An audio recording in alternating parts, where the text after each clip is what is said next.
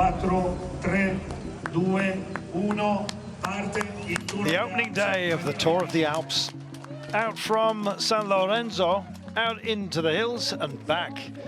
Well, none too small matter of over 3,000 meters of altitude gain crammed into just 148.5 kilometers.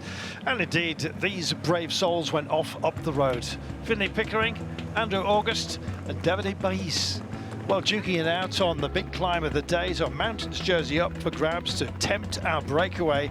And as for those who are chasing on from the peloton, well, with a day with mountains, there is also days of descending, as you well know. 33 kilometers, the longest descent on the day. And really that was going to be the killing of our breakaway's advantage. They had a margin of just over 4 minutes, and that was coming down slowly but surely to the last peaks that were up ahead of us. Well, just the run for the line at the end of the day was something of a challenge as well. The last 1,400 meters at 6.6%. It essentially brought out the ambition of teams who had punchers on board, the likes of Felix Gall, the likes, of course, of JP Lopez, Ciccone, most certainly Jai Hindley. You name it, you had a chance today. Our breakaway, though, was functioning at its absolute highest. The arms were flicking out. They just wanted to share the burden.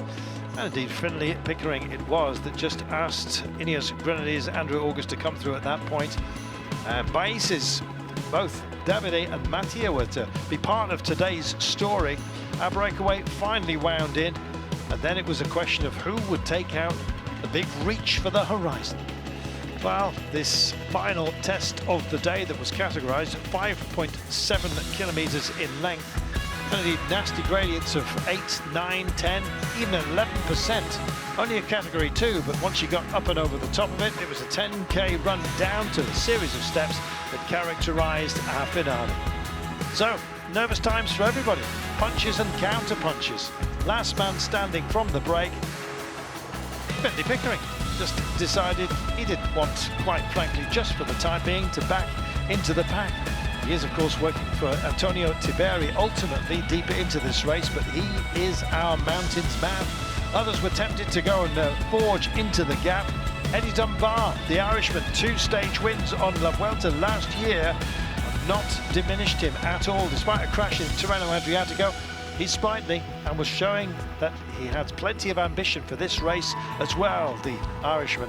One of the short-handed teams here, Jayco Alula, just 5 on board. Same deal for EF Education Easy Post, but it doesn't stop them rolling the dice and having a dig. Eddie Dunbar just bouncing off up front, and then who else would indeed sail into the gap? It was a big question with 20 kilometers to go, and Jefferson Cepeda was indeed the man who picked up that card, and he played it absolutely beautifully. There was a while that it started to worry those indeed who were still within the pack, who would be motivated to go and cross over to this man. He was looking very handy indeed, getting the gels where they needed to be, and the sun just kept coming and going. High cloud today as well caused some worriment. Paul Seixas and Paul Double were, well, on the double, you might say, trying to get back at Jefferson Cepeda. Ultimately, though, our peloton that was starting to thin down with Felix Gall testing his back wheel, suspicions of a slow puncture for the Austrian, who starts this race as amongst the absolute favourites. But this was a very thinned down peloton that would take on the final run for home. Possibly 35 riders in total, and another base. This time it was Mattia that set off. At the speeds absolutely at the highest, considering that we were indeed with some percentages here to deal with, and 8.5 kilometers to go. Ultimately, though, it was all about punch, and the knockout blow when it came was Giulio Ciccone. He'd started off as favourite for the day, and he lived up to the billing absolutely brilliantly. Ciccone throwing his spectacles away in his characteristic signature celebration. Felix Gall in second place, with Paul Seixas, the brave. So 2 on the podium for Decathlon AG Tour La Mondiale. But Little Trek, of course, won this race in the last 2 editions with JP Lopez and Theo Gegenhardt. They're now in the lead again with Ciccone.